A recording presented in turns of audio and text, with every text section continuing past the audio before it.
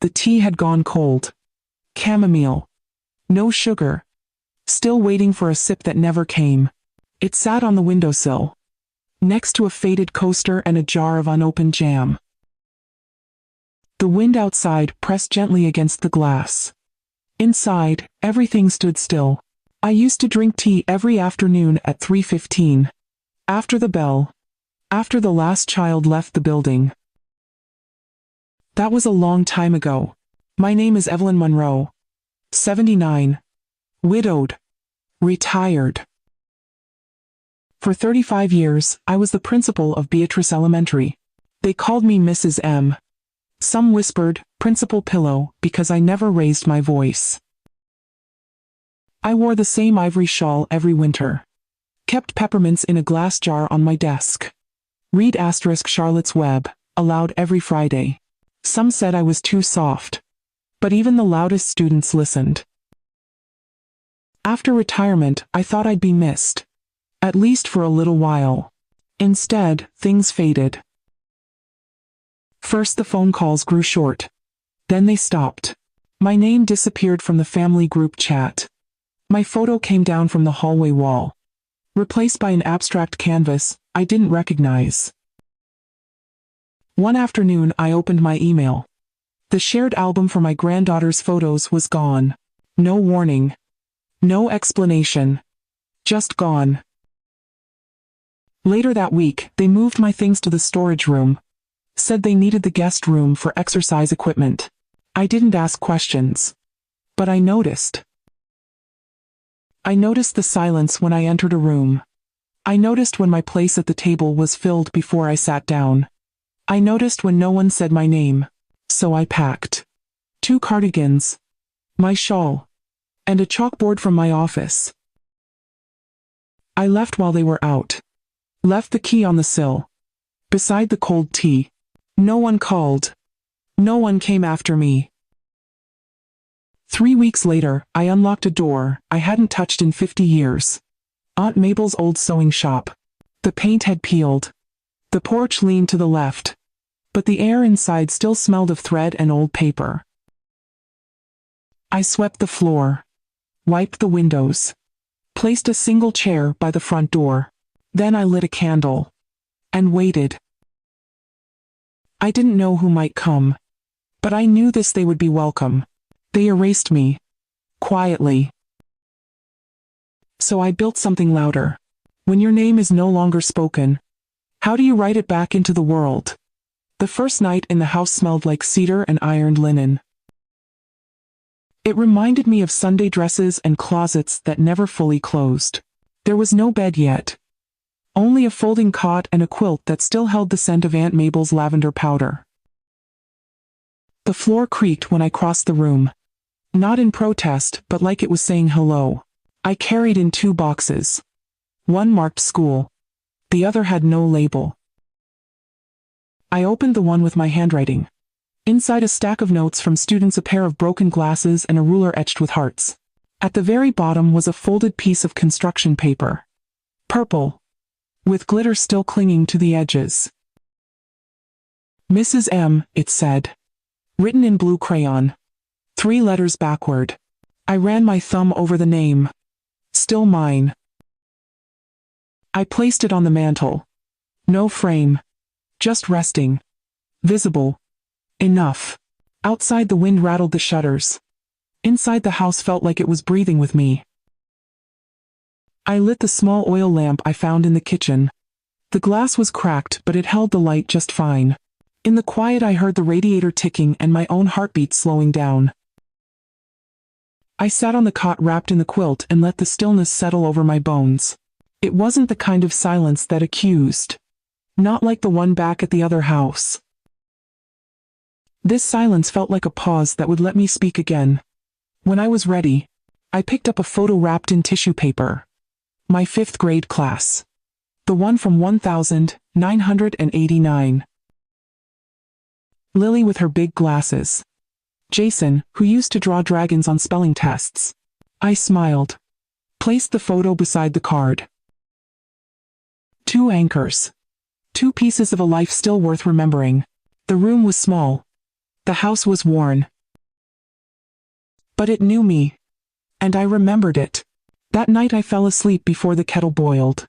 And for the first time in years I didn't dream of being erased. The next morning sunlight slipped across the floor in long quiet stripes. I watched it crawl toward the photo on the mantel. The paper had curled overnight, but the faces were still smiling. I made tea, though the water took forever to boil.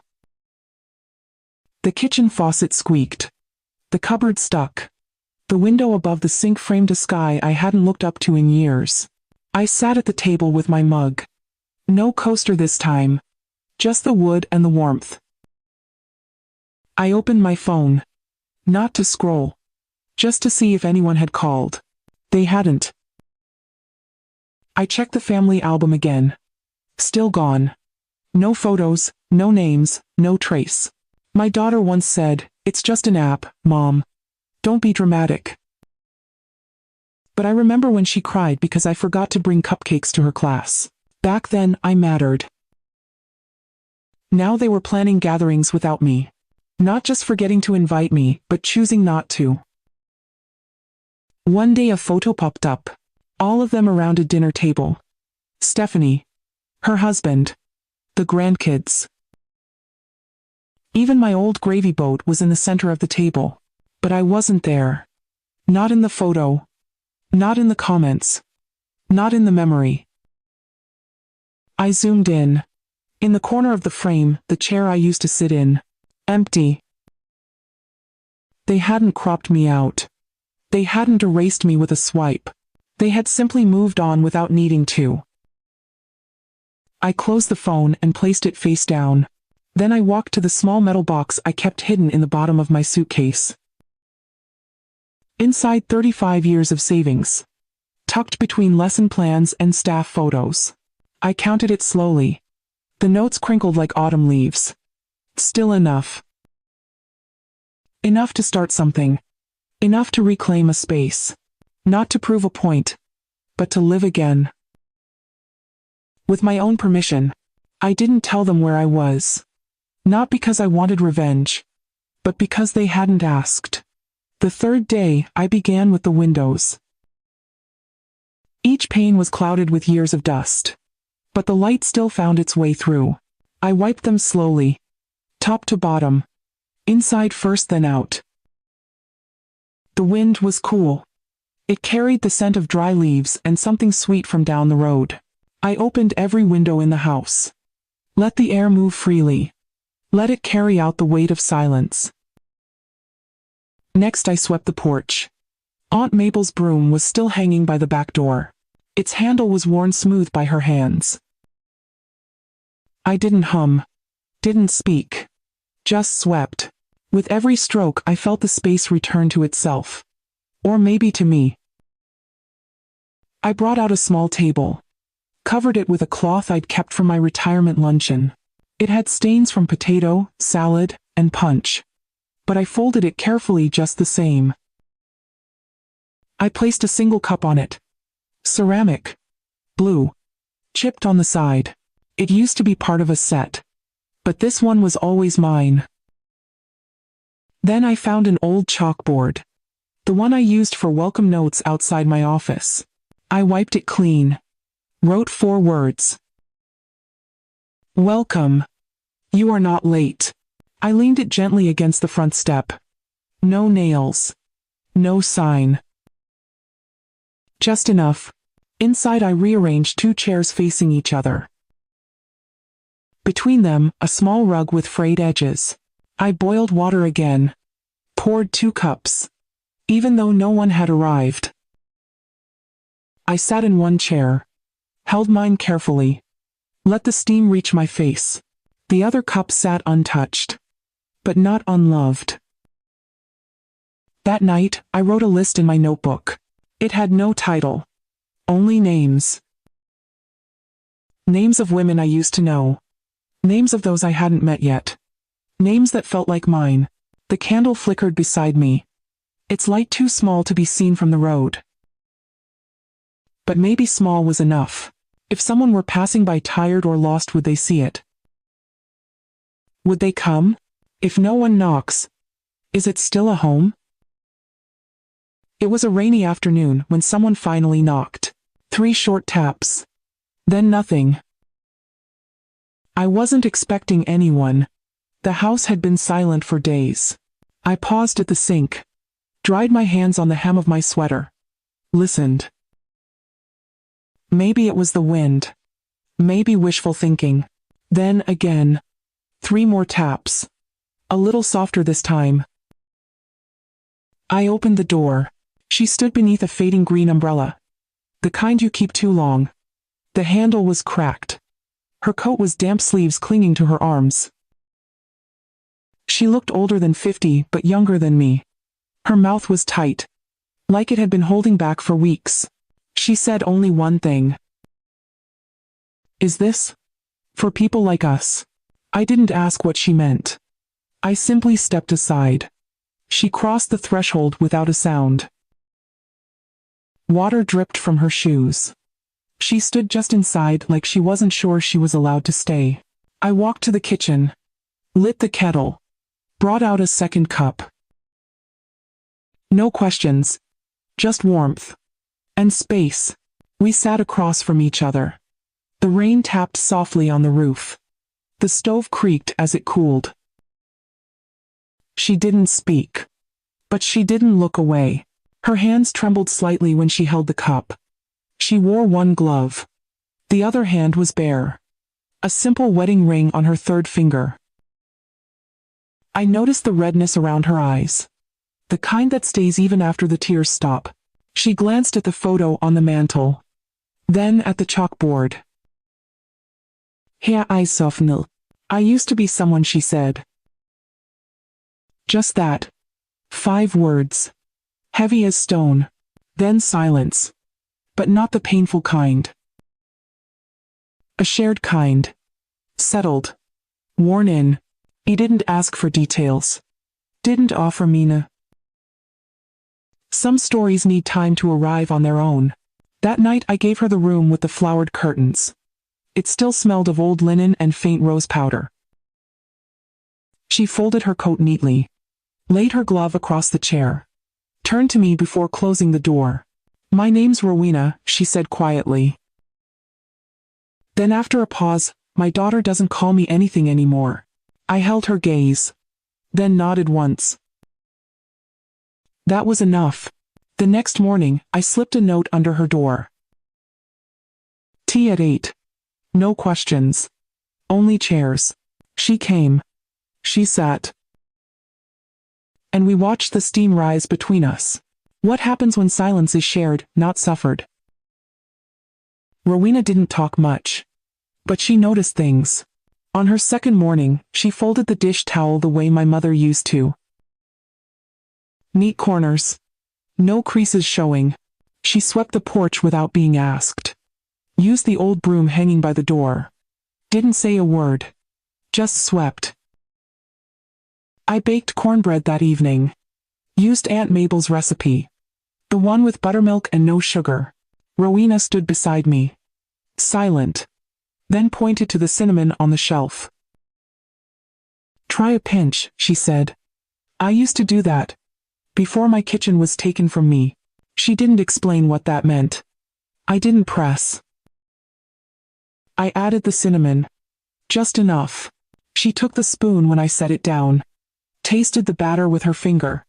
Nodded. We ate in the front room, the tray balanced between 2 chairs. No television. Just the soft creak of the floorboards and the steady rhythm of 2 women chewing slowly. After dinner, she pulled a scarf from her bag. It was pale yellow. Faded but carefully folded. She held it out to me. My mother made this when I turned 16. It's the only thing of hers I still have. I didn't ask why. I simply reached out, ran my fingers across the fabric. It felt like memory. Soft at the edges. Frayed from being held too tightly too long. She let me drape it over the armchair. Then sat back, folding her hands in her lap. Later that night, she brought out a small box. Inside a tea set. 2 cups. One cracked at the lip. These were from our old house, she said. She didn't say whose house, or what happened to it. Just placed the cups gently on the shelf above the stove. Rowena didn't need to explain where she came from. I recognized the quiet, the careful way she moved. It was the same kind of silence I'd carried for years. Not absence, but grief, that had grown tired of asking for space. Some people arrive with stories. Others arrive with hands full of fragments. Rowena brought hers one piece at a time. And in our quiet kitchen we gave them a place to rest. Can a home be built with only broken things and steady hands? On the fourth morning Rowena opened the front door before I did. She stood quietly on the porch, her scarf wrapped tight, the broom already in her hand. I watched from the kitchen. She didn't know I was there. She swept in slow measured lines. Not to clean, but to prepare. I brought out 2 mugs of tea, set them on the step between us. We didn't speak for a while. The air was crisp, the kind of cold that wakes you gently.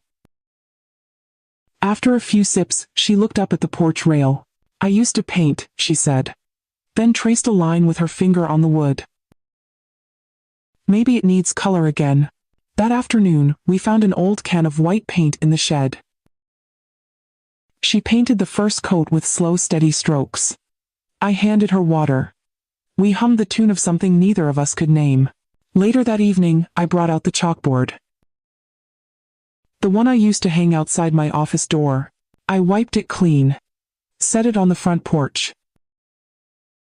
Rowena looked at me, eyes soft, tired, but somehow lighter than the day she arrived. I handed her the chalk. Your turn, I said. She hesitated, then wrote in careful, cursive. Come in. You're not forgotten. We leaned it gently against the steps.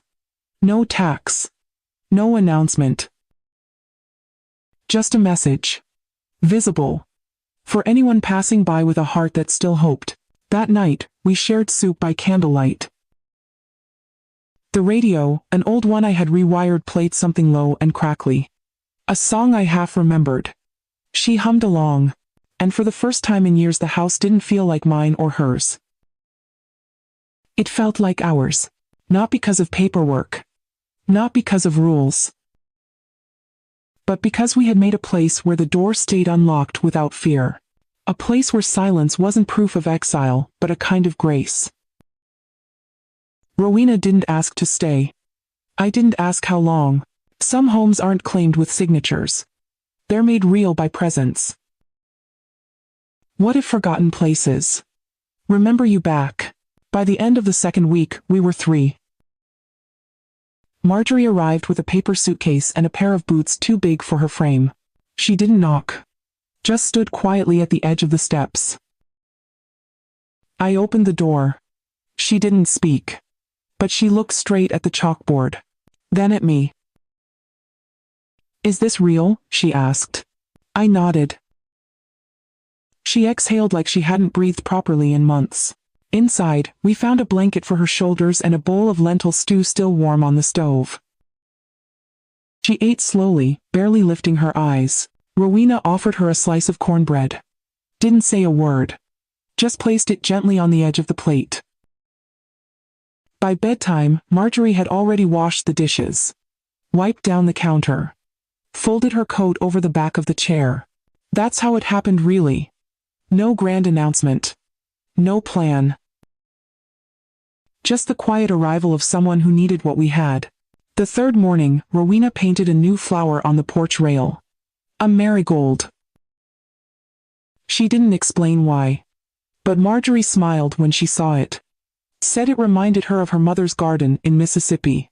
That afternoon the 3 of us sat in the front room. We didn't have a television. Didn't miss it. Instead, we read aloud from an old cookbook. The kind with hand-drawn sketches and butter stains between the pages. Each recipe became a story. Each measurement a memory. 2 cups of flour, I read. Or 1 if you're making do. We laughed. Not loud. But real. Then the mail arrived. A plain envelope. No return address. But I knew the handwriting. Stephanie. My daughter. I didn't open it right away. Just turned it over in my hand. Felt the weight. It wasn't heavy. But something inside pressed hard. I placed it on the mantel. Beside the old photo. Beside the chalkboard drawing from my classroom days. For the rest of the day, I pretended it wasn't there.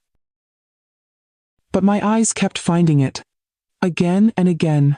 Some letters carry the sound of old doors being opened. Or slammed shut. What do you do when the world that left you behind writes you back? I opened the letter after everyone had gone to bed. The kitchen was quiet. Only the clock above the stove ticking its steady rhythm. I sat at the table, hands folded around a mug I hadn't touched. The envelope tore clean. Like it wanted to be read. Inside a single page. Typed. No greeting. No mom. Just lines. Clean. Clipped. Stephanie's voice was always sharp when she thought she was being helpful. She'd spoken like that at the funeral too. I read the first sentence twice. Then again. We've located a residential facility with appropriate care options for someone your age. Someone. Not me. Not you. Just someone. The letter went on. Details. Contact names. A list of dignified options and professional oversight. It ended with, "We hope you'll consider what's best for everyone." Everyone. I folded the letter. Pressed it flat. Then folded it again. 4 times until it could fit in the palm of my hand. Then I placed it under the saucer of my untouched tea. That night, I couldn't sleep. The wind had changed. It knocked at the window like a warning. I walked the house barefoot. Room to room. Past Marjorie's door where the light still glowed under the crack. Past Rowena's window fogged from her breath. Safe. Here. In the front room, I stood before the mantel. Looked at the chalkboard. The words Rowena had written still clear. Come in. You're not forgotten. I picked up a piece of chalk. Broke it clean in half. Then added a line below hers. Not managed. Not supervised. Seen. I sat on the porch until the sun rose. Blanket over my shoulders. Tea now cold beside me. I didn't call Stephanie. Didn't reply. I had nothing to argue. Because this wasn't about fighting, it was about choosing. And I had already chosen. What do you say to someone who thinks dignity can be arranged by paperwork? The letter stayed under the saucer for 2 more days. No one asked. But they saw it. Sometimes, silence says more than confrontation. On the 3rd morning, I pushed my chair back and said I'd like to make dinner. Rowena looked up. Anything special? Just names, I said. She didn't ask what I meant. She never did. That afternoon, we peeled carrots in the kitchen. Marjorie shaped dough for biscuits with the side of her palm. The house smelled of garlic and rosemary. Warm, but not heavy. Before we sat, I placed a folded note card on each plate. Blank. No one asked why. The table was old. Scuffed at the edges. But we covered it with a linen cloth that used to belong to Aunt Mabel. 4 candles. No centerpiece. Just faces. 4 chairs. 4 women. Before we began, I reached for the chalkboard. Erased the words. Left it clean. Then I picked up the chalk and wrote my name. Evelyn. Just that. No title. No mom, no Mrs. M. No dependent. Then I passed the chalk. Rowena went next. She took her time. Rowena. No last name. No explanation. Marjorie smiled. Wrote hers in tiny print. Pressed hard. Marjorie. Then the last woman who'd arrived that morning wrote hers without a word. Diana. Her hand shook slightly. We didn't clap, didn't cheer, but when we sat down something had shifted. We ate slowly, shared stories in pieces.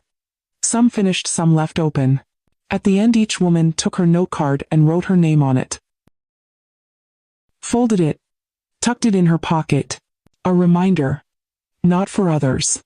For herself. Later, as we cleared the plates, I looked around the kitchen. The tea kettle whistled. Soft. Insistent. This wasn't a protest. Not a rebellion. Just a gentle claiming of who we still were. Who we had always been. If the world keeps assigning you roles, care, receiver burden, patient, at what point do you write your real name back into the script? It happened without warning. One morning the blue cup was gone. The one Diana always used. The chair she preferred sat slightly pushed back as if someone had left in the middle of a thought. Her scarf still hung by the door. But her shoes, the ones with the cracked sole, were missing. I walked from room to room slowly as if she might reappear if I just turned the right corner. Her bed was made. Neatly. Edges tucked. Pillows smoothed. But the drawer beside it was empty. She had come with almost nothing. She left with even less. There was no note. No goodbye. Only a folded napkin on the kitchen table. Pressed flat. Clean. I sat down beside it. Ran my fingers along the threads. Felt the quiet settle around me again. I hadn't realized how much her silence had become a part of the house. Later that day, Rowena found a paper tucked inside the old recipe book. A single sentence. Written in small slanted handwriting. This place is lovely, but it isn't real. She handed it to me without a word. I read it once. Then again. Then folded it and placed it back between the pages. The house felt different after that. Still full, but something was missing. Not just her presence. But something deeper. Confidence, maybe. That evening, I sat on the porch with my shawl around my shoulders. The others stayed inside. I didn't ask why. The wind rustled the ivy along the fence. The porch light flickered once. Then steadied. I thought about Stephanie's letter. About the facility with its brochures and scheduled wellness checks.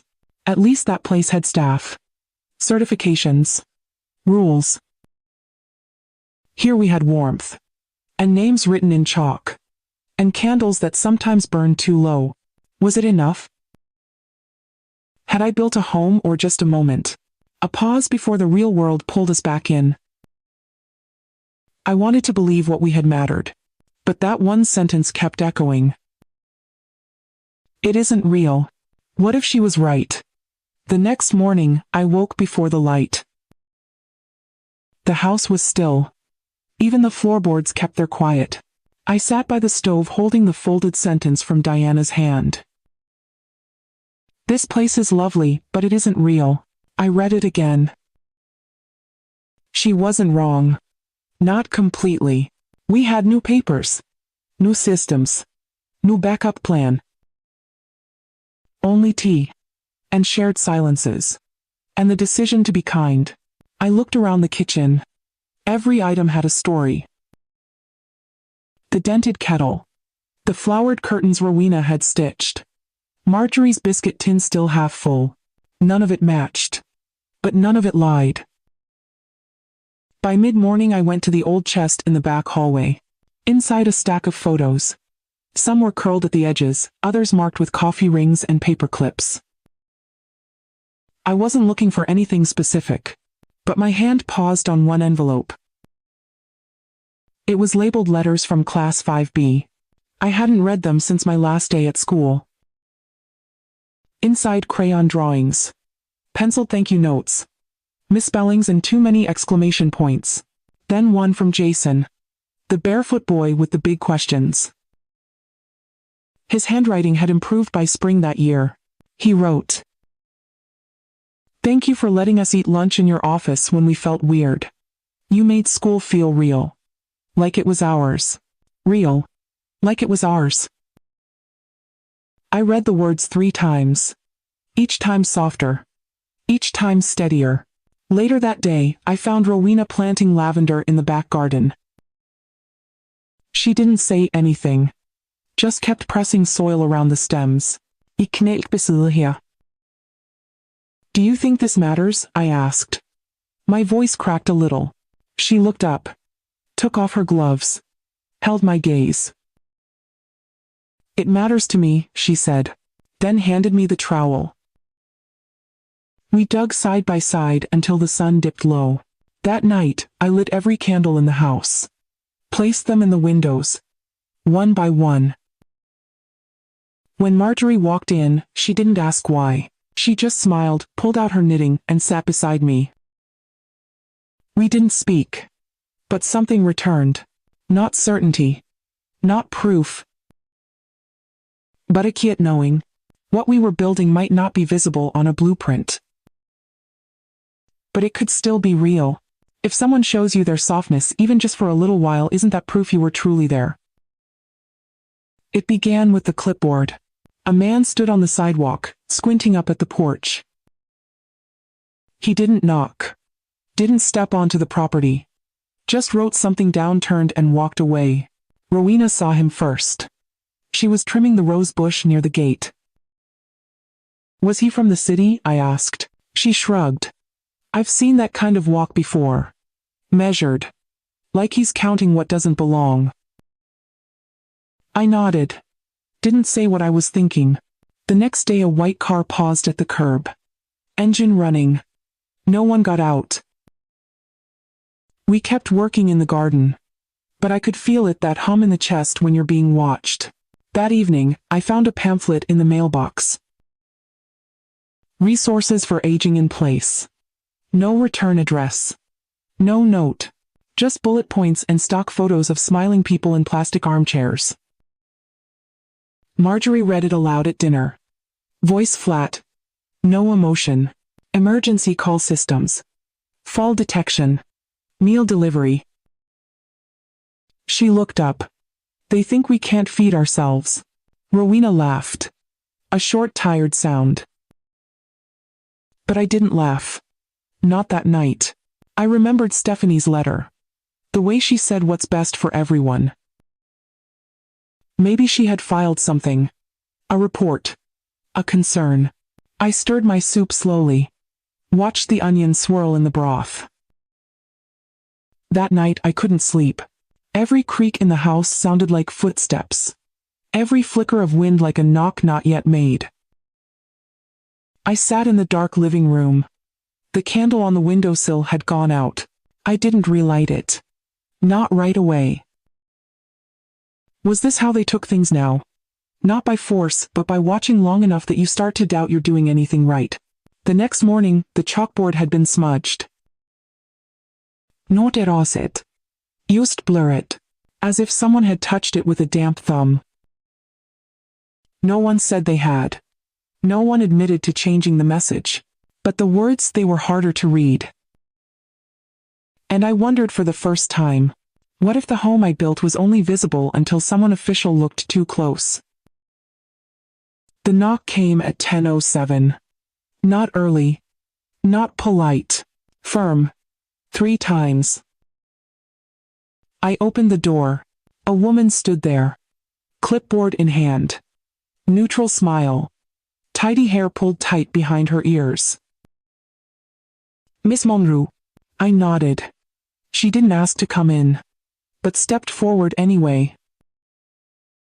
I'm from Adult Services. Just doing a routine welfare check. Routine. That word again. Like a blanket laid too neatly over something sharp. I led her to the kitchen. The house smelled of cinnamon and wet wood. She wrote something down. Didn't sit. Just scanned. How many live here? 3, I said. Then added, sometimes 4. She didn't smile. Just noted the number. Are they related to you? I paused. No. Do you provide care for them? We care for each other. She looked up. Eyebrows lifted like she'd caught a mistake in the answer key. She moved to the pantry, opened it, looked inside. Food seems adequate. She tapped her pen twice on the clipboard. Quick. Measured. Any medical issues? I met her eyes. Only history, I said. Plenty of that here. She didn't respond. Rowena entered carrying a basket of folded linens. The woman turned. Do you live here? Rowena nodded. Didn't speak. Didn't lower her gaze. Marjorie followed, wiping her hands on a towel.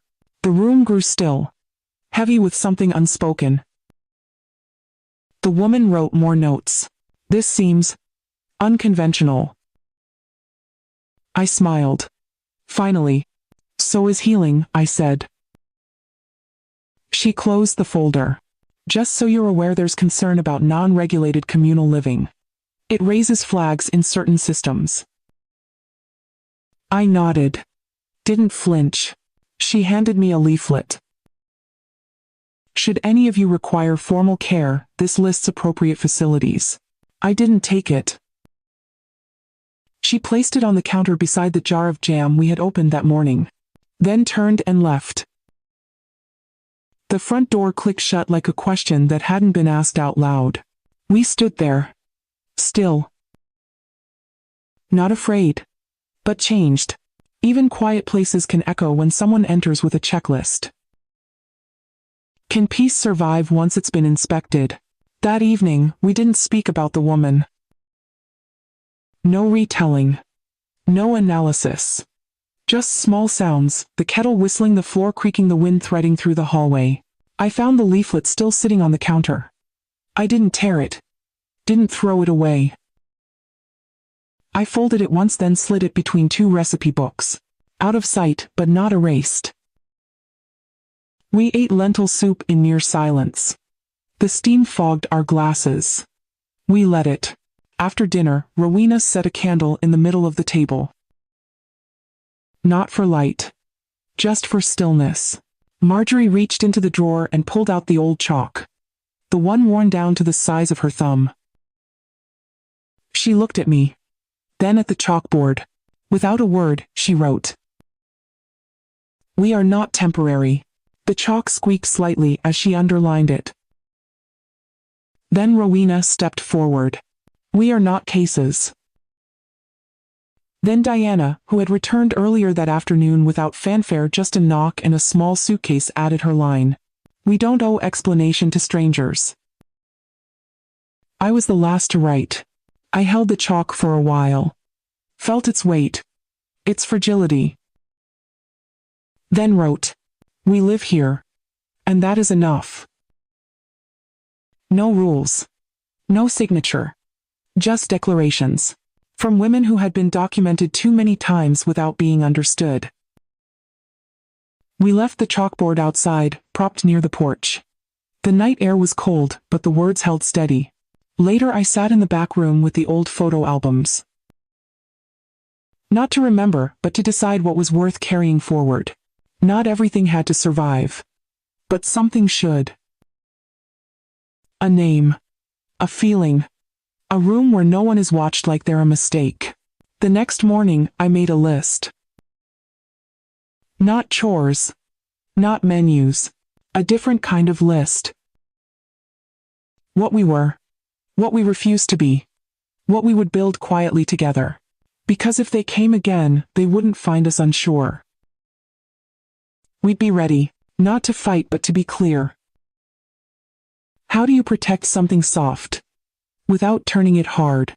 I found his name in the back of an old yearbook. Jason L. Hartley. 5th grade 1989.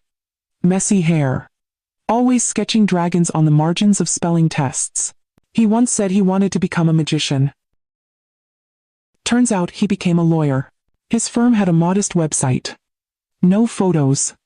Just text. Direct. Estate planning. Housing protections. Elder rights. I read the about page twice. Then picked up the phone. I didn't rehearse. Didn't overthink. Just dialed. The voice on the other end was calm. Familiar in rhythm. Professional in tone. Jason Hartley speaking. I paused. Jason. This is Evelyn Monroe. Silence. Then Mrs. M. His voice cracked slightly. I thought you were, it's been years. I'm still here, I said. Simple. True. He didn't ask why I called. He just listened. I told him about the house.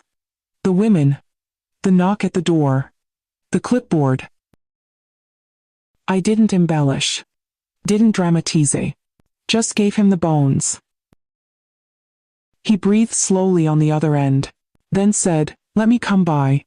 You shouldn't have to explain this alone. 3 days later he arrived with a leather folder and 2 loaves of banana bread baked by his daughter. He looked older, but the same fire burned behind his eyes. He stood in the kitchen where I used to mark essays with red ink and gentle notes. This isn't a facility, he said.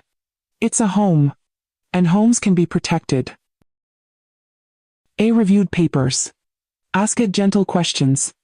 Took no photos. Do you have a name for this place? He asked. I hesitated. Then said it aloud as if trying it on again. The listening house.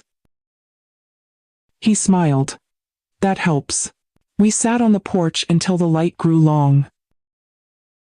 He left with his folder and promised to return. Not to fix us, but to help us hold our shape. Sometimes you don't need a rescue. You just need someone to say you're not invisible. Can dignity be written in language the world understands? Jason returned on a Thursday morning. He brought folders, highlighters, and a gentle presence. No suits. No briefcase. Just rolled up sleeves and eyes that listened. We sat at the kitchen table. Same one where Rowena folded napkins and Marjorie sorted tea bags by scent. This isn't complicated, he said. But it's delicate.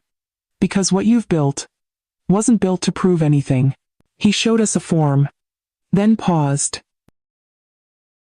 You don't have to become an institution, he said. But you can become recognized. Protected. Real. On paper. I looked at the form. My name would be the first to go on it. Name of applicant. Primary contact. Founder. That word felt too large for my hand. Founder. I had been a principal. A wife. A mother. Now I was. What exactly? Jason saw the pause in my eyes. You don't have to do this to please anyone, he said. Only if you want what you've made to outlast you. I thought of the chalkboard. Of Diana's quiet return. Of Marjorie's hands carving dough without recipe. I thought of the first night. Tea gone cold. No one calling. And how this table had slowly become more than furniture. It had become proof. I reached for the pen. My hand shook a little. Not from fear. From remembering what it felt like to be asked for nothing but to be present. I signed.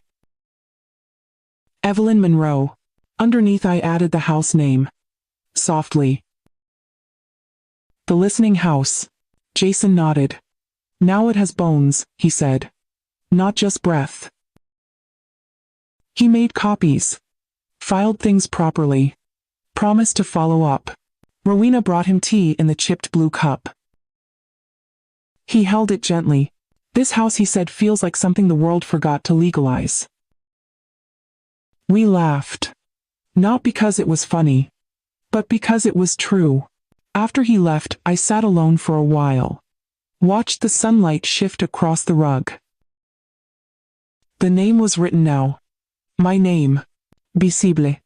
Oficial. No longer tucked in a box beneath a cot. No longer whispered only to the past.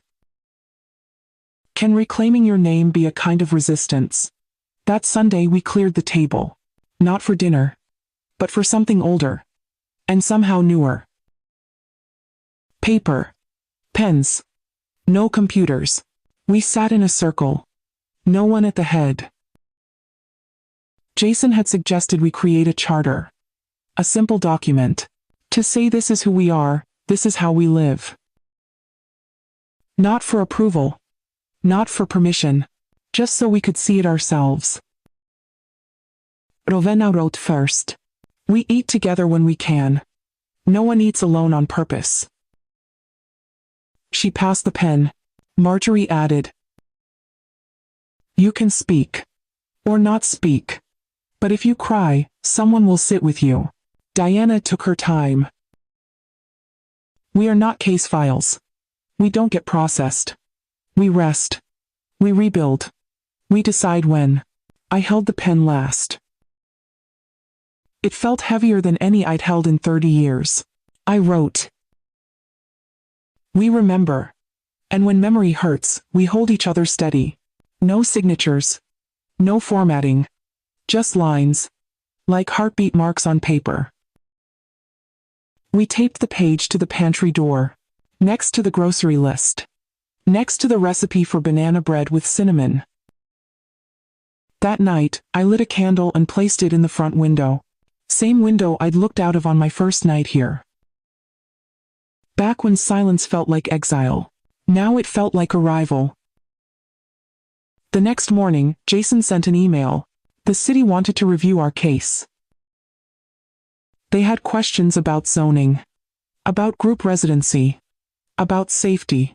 He ended the message gently. We'll meet them. But on your ground. With your words. I sat with that for a while. My ground. Our words. For so long I had been told what made a home. Square footage.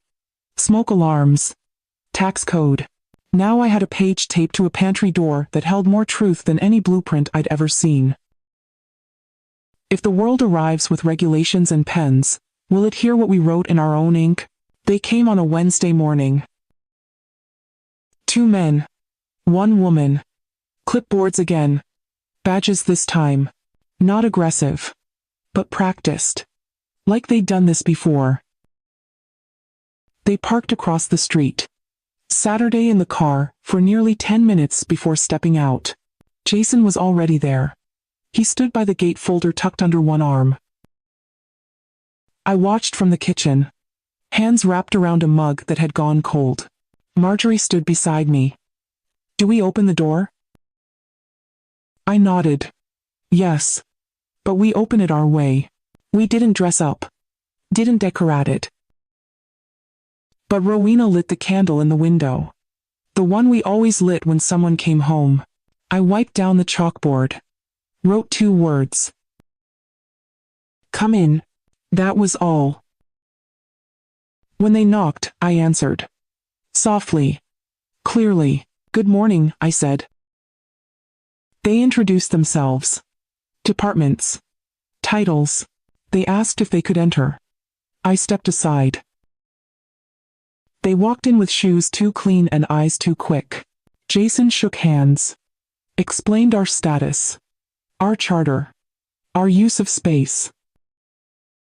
They nodded. Made notes. Didn't sit. I offered tea. They declined. I offered silence. They accepted that without knowing. They toured the rooms. Asked about sleeping arrangements. Meal plans. Accessibility. We answered honestly. Without apology. They paused at the pantry. Read the paper taped to the door. Didn't comment. But they read it. Line by line. One of them ran a finger along the edge, as if to check if it were real. We stood nearby. Not defensive. But present. Jason spoke again. Clear. Firm. But never loud. No violations, no safety concerns. Only the discomfort of something that doesn't fit your standard forms. The woman with the clipboard looked at him. Then looked at me. You run this house. I looked around. At Rowena, quietly folding a napkin. At Marjorie standing tall beside the stove. At Diana fingering her scarf like a string of memory. No, I said. We hold it together. The woman blinked. Then wrote something we couldn't see. What do they do when what they came to measure won't fit inside their lines? They asked if we had rules. Jason handed them the charter. Typed now. Printed on cream paper. Still signed by no one. They read it silently. Phrases passing between them like wind through a narrow hallway. When they reached the end, one of the men looked up. These are values, not regulations. Jason nodded. That's correct. He didn't flinch. Didn't defend. Just held space. They asked if we had formal roles. We rotate cooking, I said. Cleaning happens when it needs to. And decision-making. Rowena answered that one. We talk. And if something feels off, we talk again. They made more notes. Lines and boxes. Then came the question I hadn't expected. The woman lowered her clipboard. Why here, Miss Monroe? Why not move in with your daughter? It wasn't cruel. It was asked like it made logical sense. Efficiency. Family. Simplify the story. I stared at her. Then at the chipped cup in my hand. The same one I'd poured tea into the morning they stopped calling. She doesn't have space, I said. Then paused. That's not true. She has space. She just doesn't see me as someone who needs it. The room grew still. I didn't plan to say more. But it came anyway. My name disappeared from her mailing list. From the group photos. From the stories she tells her kids. I looked down. The candle on the windowsill flickered. So I made a place where names don't get erased. The man with the clipboard shifted his weight. Jason spoke softly. There's no statute against restoring dignity. The woman nodded. Not in agreement, but in understanding. They stood there a moment longer. Then asked to see the garden. We led them out back. Lavender blooming. Chairs arranged in no particular pattern. Diana's teacup rested on the windowsill. Still warm. No one said much. The air was honest. That was enough. Before they left, the woman turned again. This isn't what we usually see. I smiled. We're not who you usually notice. She didn't reply. But she didn't write anything down. Just folded the paper and tucked it away. What do you call a place that isn't legal but somehow is right? They left without giving an answer. No warnings. No promises. Just folded papers, quiet nods, and the sound of the car door clicking shut. We stood on the porch for a while after, listening to the silence they left behind. No one said much. Rowena lit the candle again. Marjorie put the kettle on. Diana placed her teacup back in the exact spot it had warmed before. I sat alone in the front room that evening. The chalkboard was still blank. I hadn't written since the visit. I didn't know what to say. That didn't sound like waiting. 2 days passed. Then 3. On the 4th an envelope arrived. No return address. Just my name in block letters. I opened it slowly. Jason sat across from me. Eyes calm, ready. The letter was brief. We find no present violation. However, we advise monitoring. Status informal community living. Recommendation pending. No rejection. No approval. Just pending. Jason leaned back. That's a maybe. I looked at the paper. Read it twice. Then folded it carefully and placed it inside the recipe book. Next to the cinnamon biscuit page. Later that evening Rowena received a knock on the gate. It was Mrs. Klein from down the street. She held a basket of bread. Warm. Wrapped in cloth. I heard you all might be shut down, she said. Just wanted you to know. You matter here. She glanced behind her. Others stood nearby. Some with flowers, some with folded notes. No signs. No protests. Just presence. One man, the quiet librarian with bad knees, handed me a small envelope. Inside was a handwritten card. I was going to ask if you needed anything. But I think what you've made is what we all needed. That night we set out extra cups. Baked more cornbread. Cleared space on the porch. Not because we were growing, but because we had never been as small as they thought. No law had changed. No ruling was reversed. But the world outside had tilted slightly toward us. When people step forward without being asked, isn't that what justice looks like?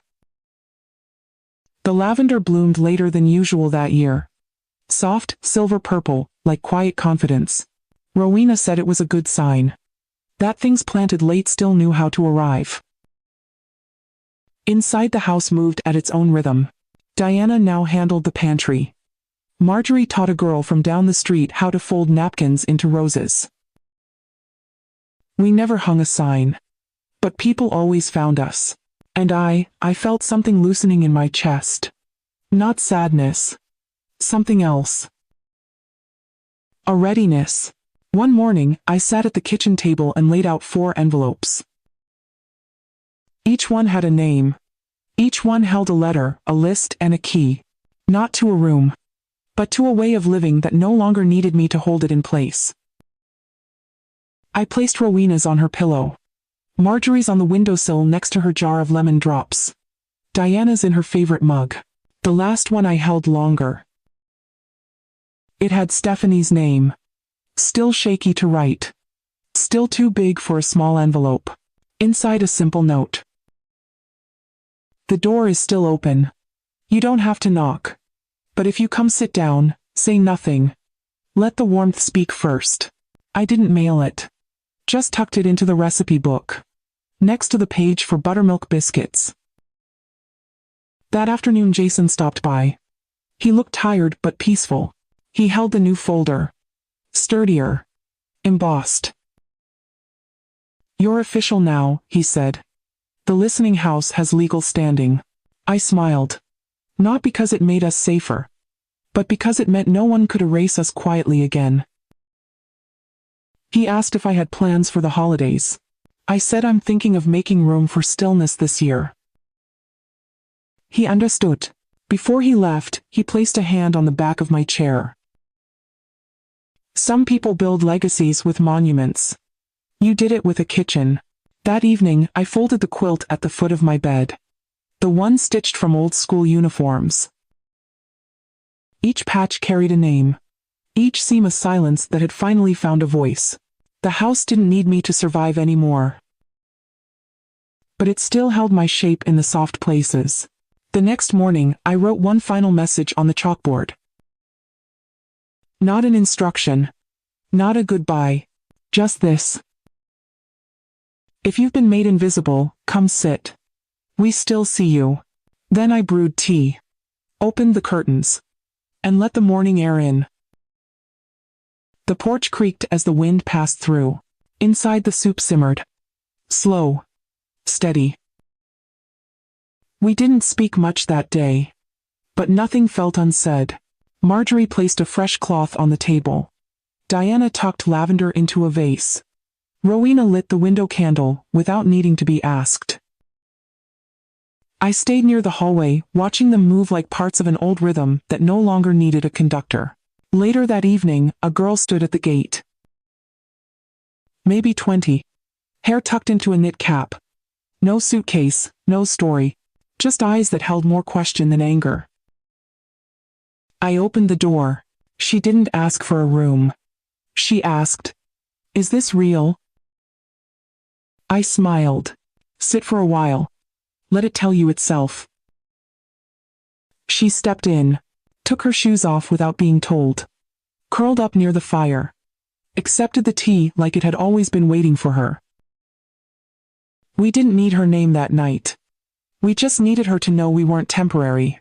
At some point, she fell asleep on the old sofa, wrapped in the quilt stitched with stories she hadn't lived yet, somehow new. The candle burned low. The room softened. And for the first time in a long time I didn't feel like a founder. I felt like a grandmother watching a new world take its first quiet breath. The kettle whistles softly as I fold the last tea bag into its jar.